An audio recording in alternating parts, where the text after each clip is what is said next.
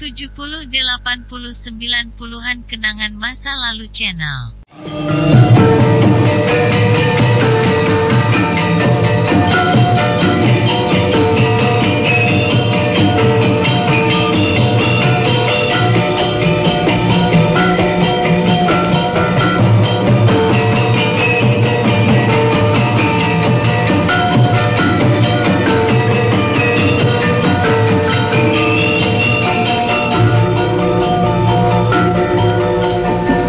Dalam seri ke-173 ini didukung oleh para pemain Ferry Fadli sebagai Arya Kamandanu, Rio sebagai Panji Ketawang, Anas Sambayon sebagai Nini Raga Runting, dan Asdi Suhastra pembawa cerita.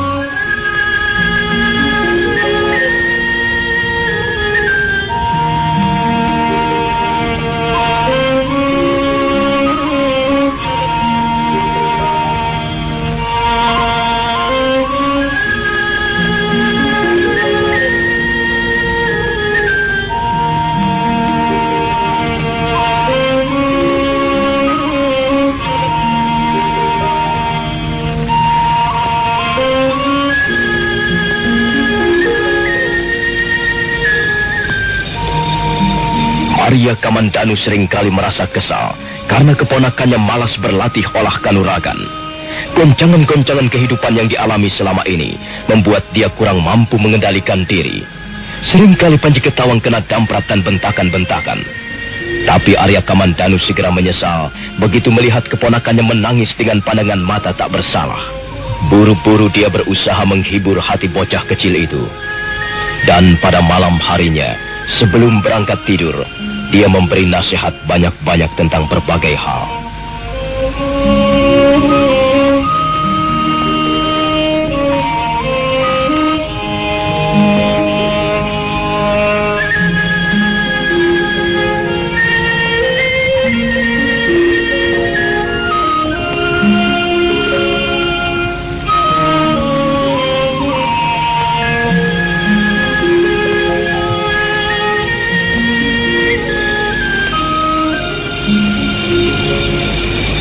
Kau harus percaya, Panji. Ilmu kanuragan itu penting, bukan untuk mencari musuh. Sebab kadangkala kita dipaksa untuk melakukan kekerasan yang sebenarnya tidak kita inginkan. Di dunia ini ada banyak ragam manusia. Mereka ada yang berwatak baik, tapi tidak sedikit yang mempunyai watak jahat. Suatu ketika barangkali kita akan bertemu dengan orang-orang yang berwatak jahat, yang bermaksud mencelakakan diri kita. Pada saat itulah ilmu kanuragan akan sangat berguna. Setidak-tidaknya untuk menyelamatkan diri kita dari ancaman bahaya. Kau mengerti bukan apa yang kumaksudkan? Panji? Hei, Panji. Dasar bocah gendeng. Diberi nasihat malah tidur. Hei, kau belum tidur ya? Panji? Kenapa kau menangis? Ada apa? Paman, saya minta maaf, Paman. Saya seringkali membuat Paman Arya Kamandanu kesal. Sudahlah, kau tidak perlu menangis. Sudah berapa kali Paman berkata padamu, kau jadi laki-laki jangan gampang mengeluarkan air mata. Kalau kau gampang menangis, berarti jiwamu lemah. Dan kalau laki-laki berjiwa lemah, maka dia tidak akan dihargai teman-temannya. Sudahlah, tidak perlu menangis. Paman tidak apa-apa kok. Kau tidak perlu minta maaf. Paman, sampai kapan kita akan tinggal di tempat ini? Kenapa kau tanyakan itu? Saya kangen sama bapak dan ibu. Oh, Panji. Rupanya kau belum tahu apa yang telah terjadi atas diri orang tuamu. Kau memang belum tahu. Kau masih terlalu kecil untuk tahu. Iya, apa yang harus kukatakan? Dia tidak akan bisa mengerti. Dia masih terlalu kecil untuk mengerti. Kasihan kau, Panji. Paman, apakah saya masih akan bisa bertemu dengan bapak dan ibu, Paman? Apa, Panji? Apa yang baru saja kau katakan tadi? Apakah saya masih bisa bertemu dengan bapak dan ibu saya, Paman? Di mana sekarang ini mereka berada, Paman? Panji, sudahlah. Kau tidak perlu berpikir macam-macam. Kan sudah ada Paman. Kau tidak senang ya hidup bersama Paman? Kau membenci Paman ya? Tidak, Paman. Bukan saya membenci Paman. Saya hanya kangen pada bapak dan ibu. Dengar, Panji. Kalau Panji selalu bertanya tentang bapak dan ibu, Paman jadi sedih. Kalau Paman terus-menerus sedih, Paman bisa sakit. Panji senang ya kalau Paman sakit? Sudahlah. Lebih baik kau tidur sekarang. Tidurlah. Paman akan menjagamu di sini. Tidur ya? Iya, Paman.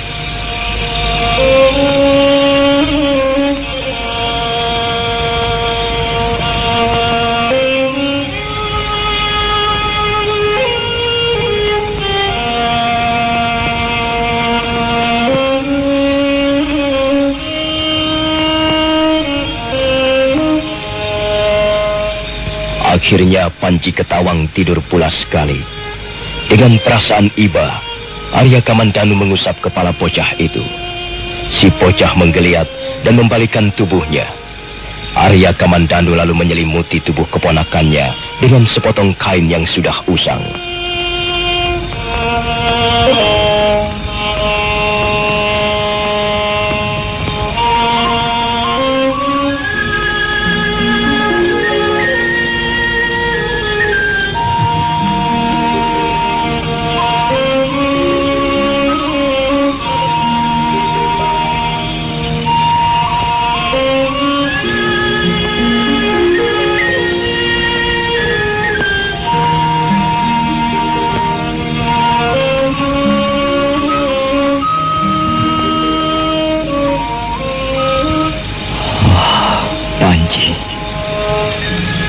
Alangkah malangnya nasibmu. Dalam usia bocahmu kau sudah harus hidup dengan cara seperti ini. Kau sudah tidak mempunyai orang tua lagi. Maafkan aku, Panji. Maafkan pamanmu ini. Aku seringkali berbuat kasar padamu. Kadangkala aku merasa malu sendiri. Aku malu berhadapan dengan jiwa bocahmu yang masih polos seperti kertas putih. Baiklah. Mulai sekarang aku berjanji tidak akan berbuat kasar lagi padamu. Aku sudah berjanji di depan ibumu sebelum ibumu meninggalkan dunia fana ini. Aku berjanji akan merawatmu dan memeliharamu dengan baik. Dan aku akan berusaha untuk menepati janjiku itu. Tangan Arya Kamandanu melayang menepuk seekor nyamuk besar yang hinggap di pipi keponakannya. Bocah kecil itu terkejut sebentar, kemudian tidur lagi. Arya Kamandanu lalu bangkit. Mendadak telinganya yang peka menangkap desir suara yang mencurigakan di halaman gubuknya. Aku mendengar suara langkah-langkah. Jelas sekali bahwa langkah-langkah itu adalah langkah-langkah kaki manusia. Kalau tidak salah, arahnya di pojok halaman sana, di sebelah selatan. Mau apa orang itu malam-malam datang kemari?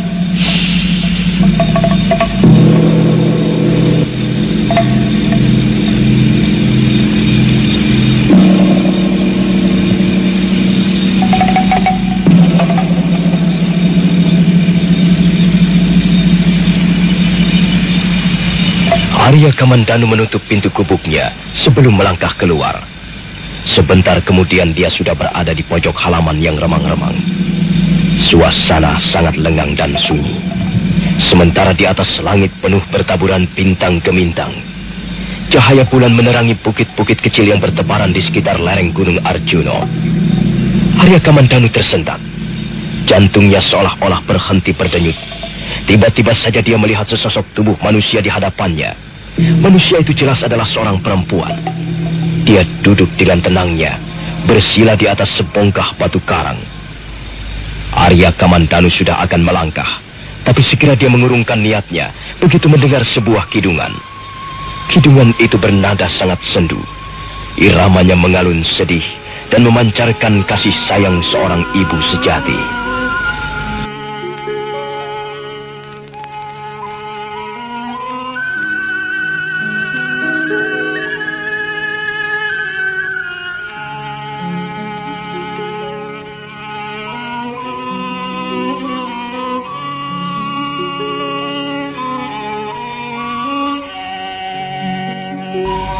Adalah sebuah kidung kunyanyikan pada malam hari untuk mengusir roh-roh jahat, untuk menghalau setan gentayangan pergi.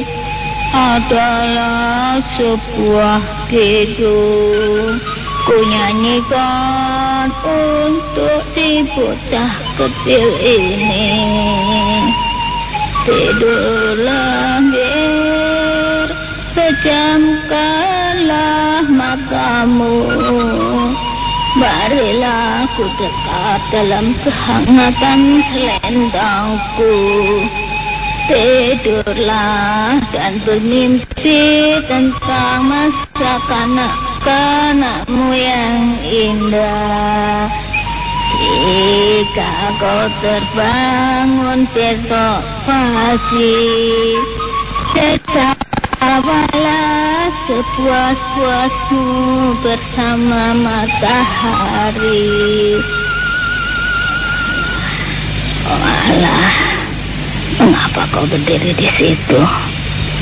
Hei, ayo kemarilah. Aku bukan demit.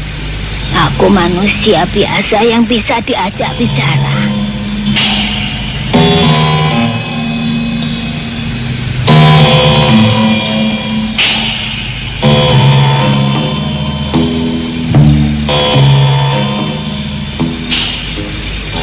Aku hanya ingin tahu, siapa kau ini sebenarnya?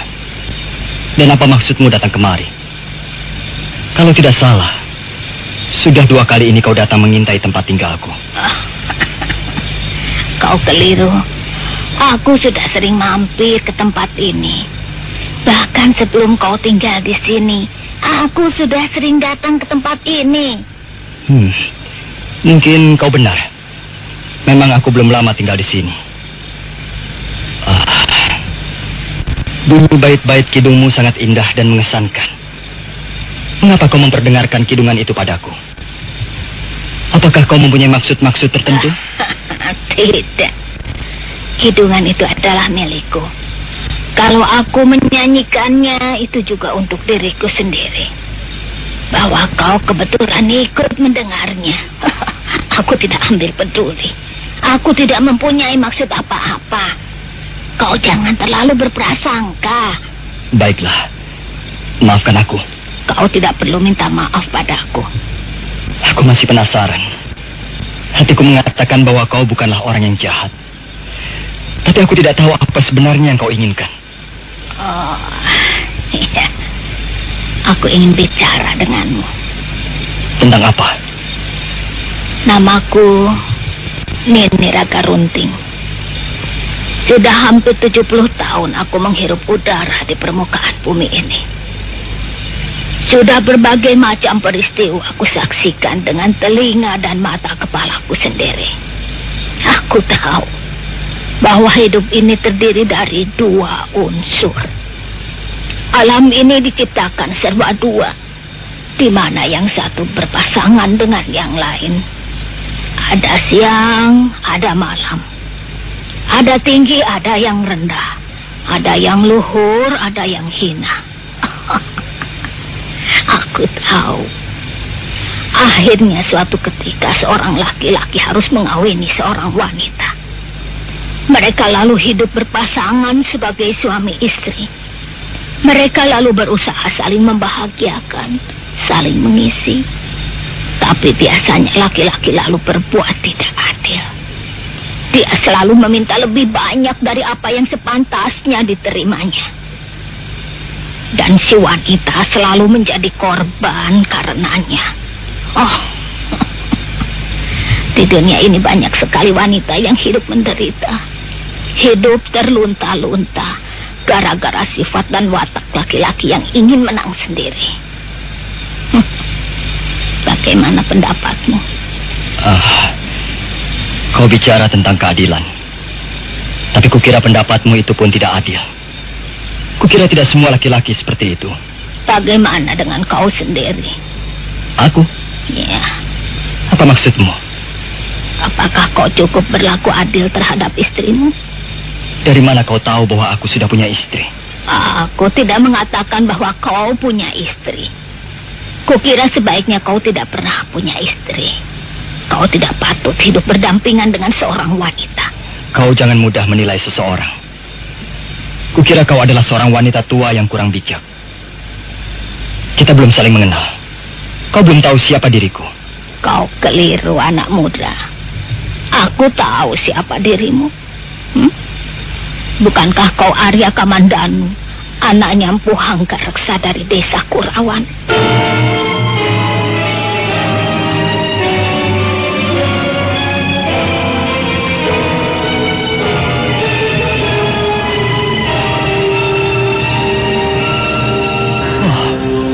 Jadi rupanya kau sudah mengenalku. Sudahlah, Kamandanu. Kau adalah seorang laki-laki yang tidak bertanggung jawab. Kau hanya bertindak menuruti perasaan.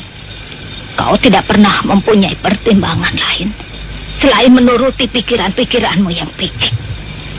Kau berjiwa kerdil. Kau sulit memahami orang lain. Lihat saja buktinya. Kau enak-enak hidup di sini tanpa mau tahu bagaimana nasib istrimu. Tunggu dulu. Kau juga kenal istriku.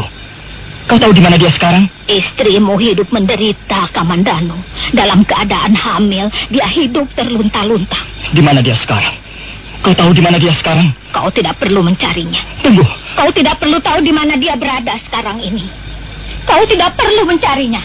Dan kalaupun toh kau tahu, kau tidak akan bisa menemuinya. Dengar baik-baik, Kamandanu. Istrimu sudah binasa di tangan prajurit-prajurit Kediri.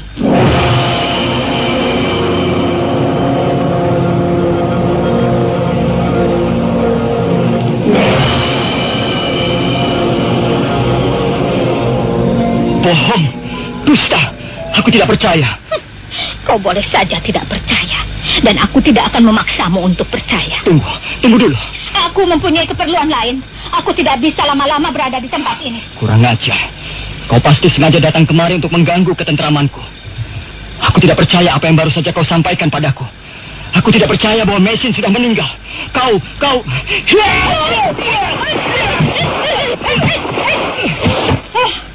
Mengapa kau tiba-tiba menyerangku? Kau orang yang tidak tahu aturan. Kau bukannya berterima kasih karena aku beri kabar tentang istrimu, kau malah menyerang aku. Kau pasti bermaksud mempermainkan aku. Aku tidak percaya keterangan yang kau berikan. Dan aku akan memaksamu untuk memberikan keterangan yang benar.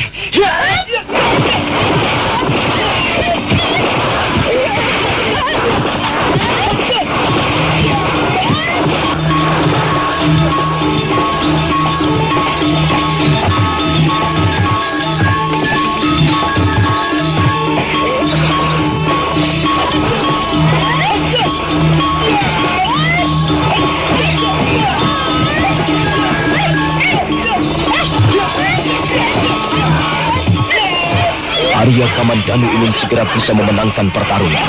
Karena itu dia menggunakan Aji Seibi Angin untuk melampaui jurus-jurus ilmu kanuragan naga puspa tahap kedua. Tapi dia menjadi heran seketika.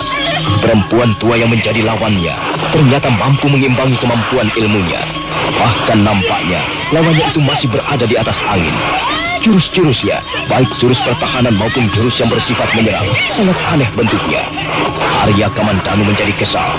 Sudah 20 jurus berlalu, masih belum ada tanda-tanda bahwa dia akan mampu merobohkan Yuni Raga Runting.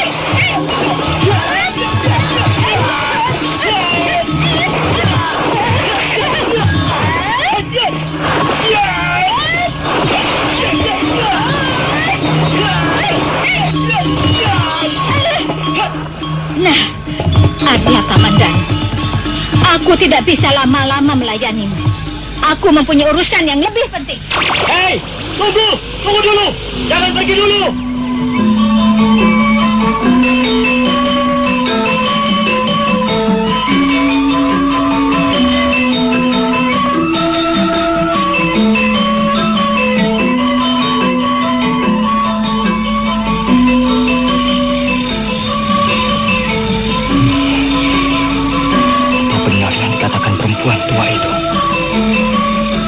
siapa dia sebenarnya. Aku tetap tidak percaya bahwa Mesin telah menjadi korban kebiadaban prajurit-prajurit Kediri. Tapi, bukankah hal itu bisa saja terjadi? Oh, Mesin.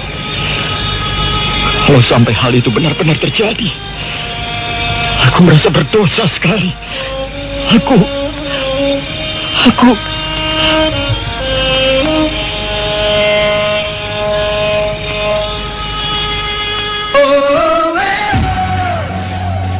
Kecap sedap lebih hitam, kental dan gurih. Oh, kecap sedap lebih hitam, kental dan gurih. Kecap sedap untuk semua masakan, untuk semua makanan. Pakai kecap sedap pasti lebih sedap dari bahan alami. Proses multiplikasi hingga kali penyaringan, higienis dan bergizi. Kecap sedap lebih hitam, kental dan gurih. Kecap sedap, kecap sedap, nikmatnya kecap sedap. Masakan apa saja pasti lebih sedap. Kecap sedap, rasakan bedanya. Dari matahari terbit hingga malam larut, kami sajikan musik dan informasi. 10.33 Karimata.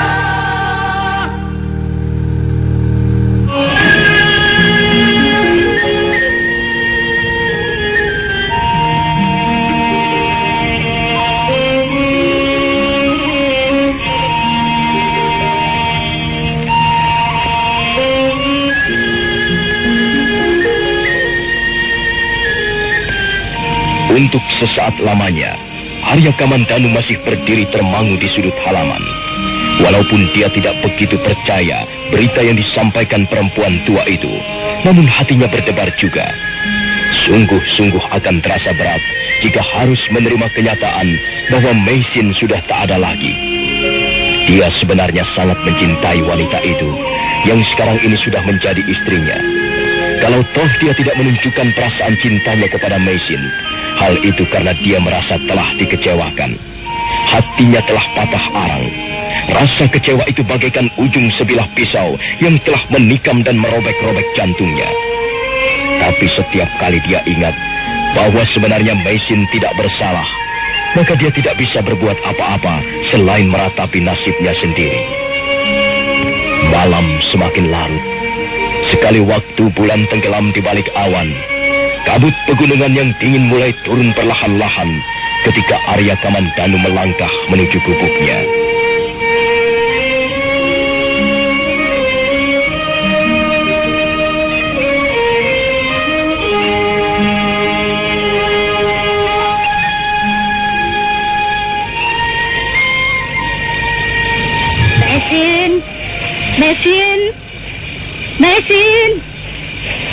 Mesin. Oh, sepertinya telah terjadi perkelahian sengit di tempat ini. Oh, nah itu, ada sosok tubuh tergeletak di atas rumput. Oh, rupanya prajurit-prajurit Kediri itu sampai juga ke tempat ini. Tapi semuanya sudah mati. Oh, aku tahu. Ada 6 orang prajurit roboh binasa dalam keadaan luka-luka parah. Dan semuanya mengalami luka-luka dalam. Pasti si sapi ompong yang telah menolong Mesin. Untung sekali si kunyuk jelek itu datang. Kalau tidak, tentu Mesin sudah dibawa pergi. Kalau begitu, sekarang Mesin pasti berada di sana, di Randu Lanang.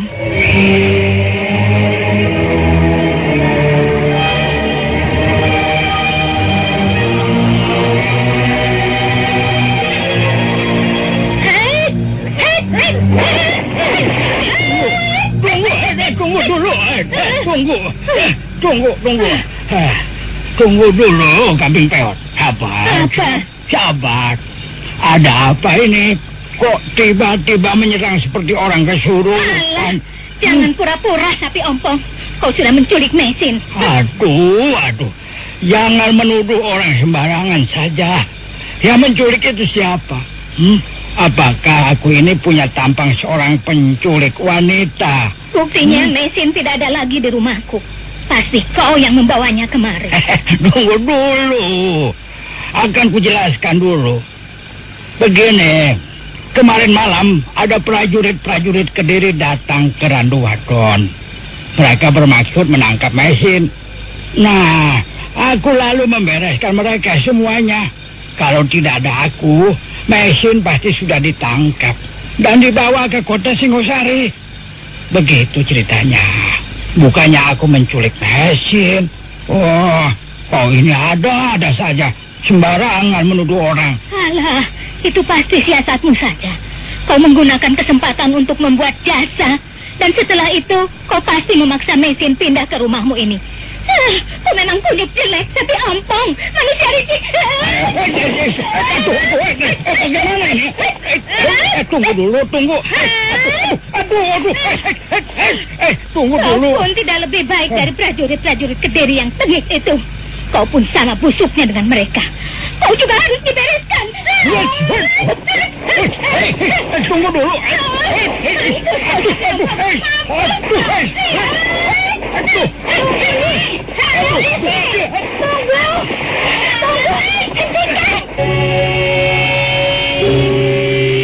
Jangan teruskan. Jangan. Tunggu, Nek. Sabar dulu. Ada apa? Kok Nenek tiba-tiba marah? Iya, begitulah sifat kambing peot. Ya, selalu saya salah paham. Dia tidak pernah mengerti persoalan. Tutup mulutmu, Sapi Ompong. Jangan merasa menjadi orang pintar, Mesin ini sekarang sudah tinggal bersamaku. Dia sudah menjadi tanggung jawabku, tahu? Aku tidak ingin ada orang lain mengganggunya, termasuk kau. Aku tidak pernah mengganggu dia. Berani sekali kau membawanya pergi dari rumahku dan mengajaknya tinggal di rumahmu ini. Ayo, Mesin, kita kembali ke Randuwadon sekarang. Iya, Nek. Tapi bagaimana dengan usahamu, Nek? Apakah kau bisa menemukannya? Kau tidak perlu khawatir. Kalau kau ingin segera ketemu dengan suamimu, ayo, ikutilah aku. Jadi, Nenek sudah berhasil menemukannya? Kau pikir aku ini siapa? Nini Raga Runting sudah mengenal dengan baik daerah di sekitar Gunung Welirang. Lereng Gunung Arjuna maupun lereng Gunung Penanggungan. Sudahlah, ayo cepat kau siap-siap untuk menemui suamimu. Tunggu. Kalian mau kemana? Kau tidak perlu ikut campur, Sapi Ompong. Kau urusi saja rumahmu yang seperti kandang babi hutan itu. Ayo, Mesin. Waduh, jangan begitu. Kalau kalian pergi, aku harus ikut. Aku mau ikut. Tidak boleh. Kau hanya akan mengganggu perjalanan saja. Elah, masa mau ikut saja tidak boleh? Tapi kalaupun tidak boleh, aku akan tetap ikut. Aku toh tidak minta kau gendong. Aku bisa jalan sendiri. Sudahlah, Mesin. Jangan pedulikan Sapi Ompong itu. Ayo kita berangkat. Tunggu.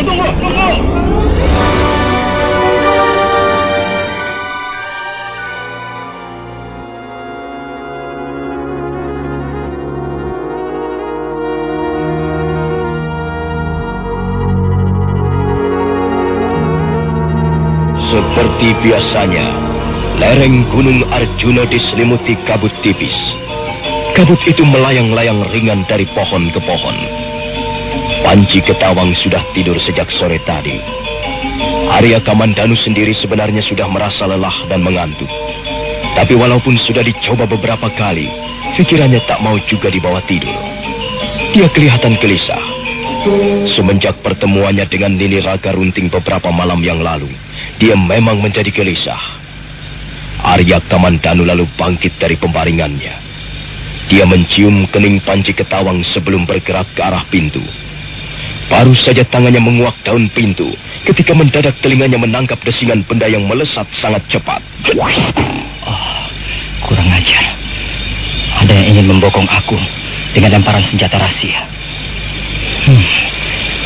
Aku harus hati-hati. Dia telah gagal membunuh aku. Dan pasti dia akan mengulanginya sekali ataupun 2 kali lagi. Hei, ada sebatang anak panah menancap di daun pintu. Di ujung anak panah rupanya ada selembar daun lontar. Arya Kamandanu lalu mencabut anak panah itu, dan tangannya segera bergerak membuka lembaran daun lontar yang agaknya berisi sebuah pesan. Kamandanu, kalau kau ingin bertemu dengan istrimu, ikutilah petunjukku ini. Kau jalan saja ke arah utara. Ikuti saja jalan setapak di belakang gubukmu ini. Kurang lebih 50 pal dari sini ada sebuah gundukan bukit karang putih. Di bukit itulah istrimu sekarang ini menunggu, Nini Raga Runting. Perempuan tua itu lagi. Apakah kata-kata yang ditulis di atas daun lontar ini bisa ku percaya? Jangan-jangan dia mempunyai maksud-maksud yang lain. Tapi baiklah, aku jadi penasaran.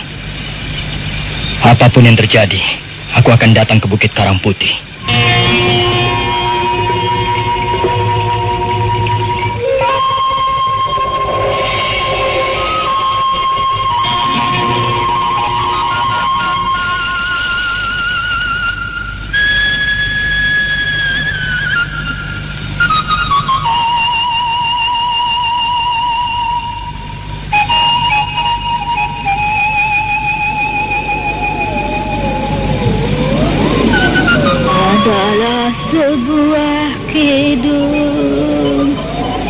Nyanyikan bersama malam hari, iramanya menembus kabut dan hinggap di pucuk-pucuk janji. Dari sana yang melayang turun menjagai rumah-rumah. Seorang bocah terpesona dan seketika diam dari tangisnya. Sebuah kidung terdengar mengisi separuh malam ini. Suaranya bagaikan datang dari balik rahasia kegaiban. Dan jika dia datang lagi malam ini, dia akan datang dengan payung perdamaian, dengan selimut-selimut ketentraman. Bagus. Akhirnya kau datang juga, Kamandanu. Aku datang untuk memenuhi pesan yang kau sampaikan melalui daun lontar itu. Jadi kau menaruh kepercayaan juga padaku? Semula aku ragu-ragu. Tapi ada baiknya aku datang ke tempat ini. Aku ingin memperoleh kepastian tentang istriku. Jadi kau masih merasa mempunyai seorang istri? Mesin adalah istriku. Kami dikawinkan secara sah menurut hukum-hukum adat dan hukum-hukum agama yang berlaku. Kau tidak punya malu. Selama ini kau telah menyia-nyiakan istrimu, sehingga hidupnya terlunta-lunta. Kalau saja aku tidak segera datang menolongnya, barangkali prajurit-prajurit Kediri sudah membunuhnya beramai-ramai. Kalau begitu aku wajib berterima kasih kepadamu. Sudahlah, sudah. Sekarang begini. Aku hanya akan memberikan Mesin kepada seorang laki-laki yang benar-benar mencintainya. Aku mencintainya. Kau seorang pengecut. Seorang pengecut dan berjiwa kerdil tidak akan bisa sepenuhnya mencintai seorang wanita. Kau sebenarnya hanya mencintai dirimu sendiri saja. Kamandanu, sayang sekali. Aku tidak bisa begitu saja percaya padamu. Kau perlu kuuji lebih dulu. Kau boleh mengambil Mesin, tapi sebelumnya kau harus bisa merebutnya dari tanganku. Nini Raga Runting, sekalipun kau manusia setengah dewa, aku akan tetap merebut istriku dari tanganmu. Bagus. Aku ingin melihat buktinya. Nah, Bersiaplah.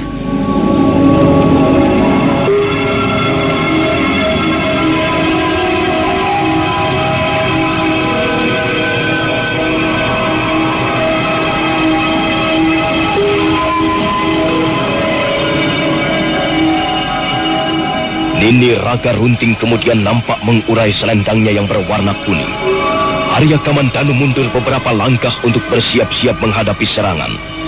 Dia tahu perempuan tua yang kini sedang mempersiapkan jurusnya adalah seorang pendekar pilih tanding. Karena itu dia merasa perlu untuk menggunakan aji seipi angin.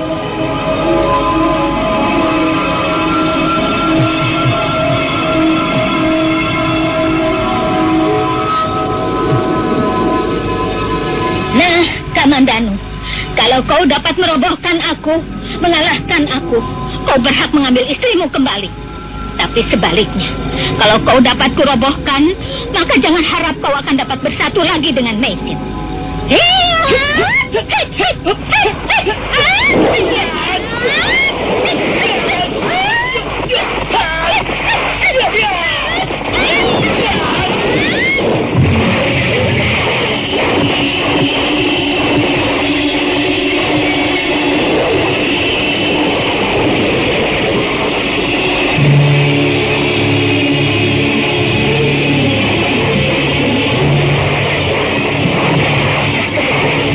Segera bertempur dengan sengit. Arya Kamandanu berusaha menahan serangan Nini Raga Runting yang datang bagaikan gelombang air pasang. Suatu ketika, dia terpaksa melenting ke udara untuk menghindari samaran jurus selendang kuning. Maka demikianlah, pertempuran berlangsung hingga 40 jurus, tanpa ada tanda-tanda yang bakal keluar sebagai pemenang. Nampaknya, keduanya mempunyai tingkat kemampuan yang cukup seimbang.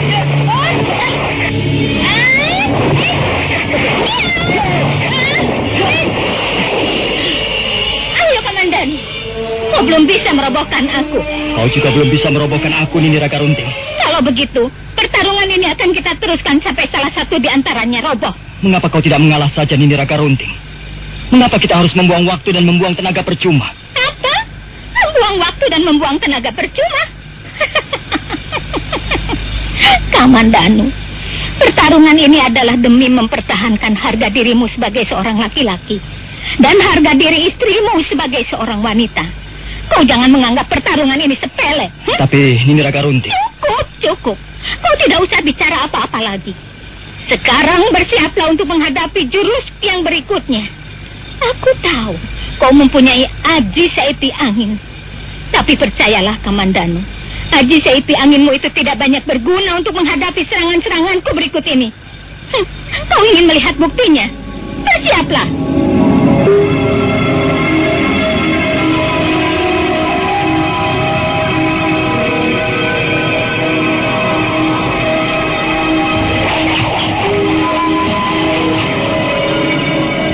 Selesai berkata, Nini Raga Runting mengibas-ngibaskan selendang kuningnya.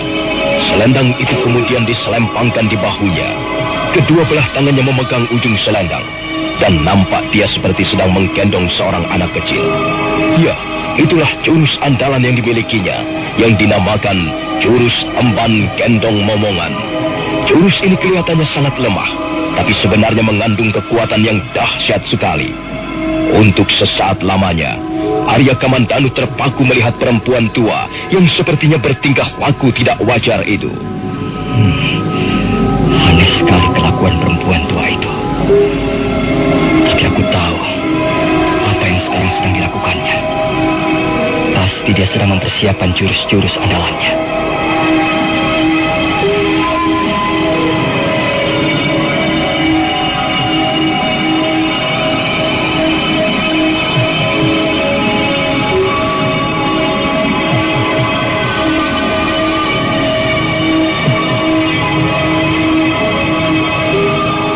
Arya Kamandanu terkejut.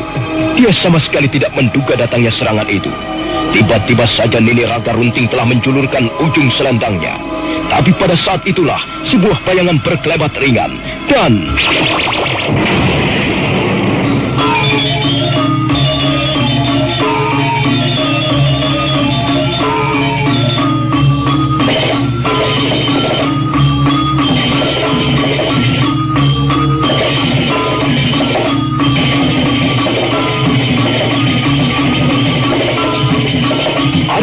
Kamandanu setengah tidak sadar membanting tubuhnya sejauh 3 batang tombak ke belakang.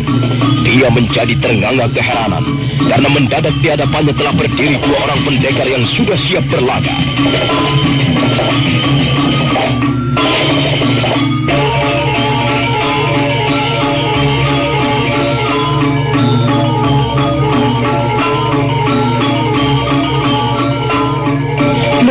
Bagaimanakah kisah selanjutnya? Apakah akhirnya Arya Kamandanu bisa berjumpa kembali dengan Meisin? Siapakah pendekar yang tiba-tiba saja hadir di tengah-tengah mereka? Saudara pendengar, silakan menunggu seri berikutnya.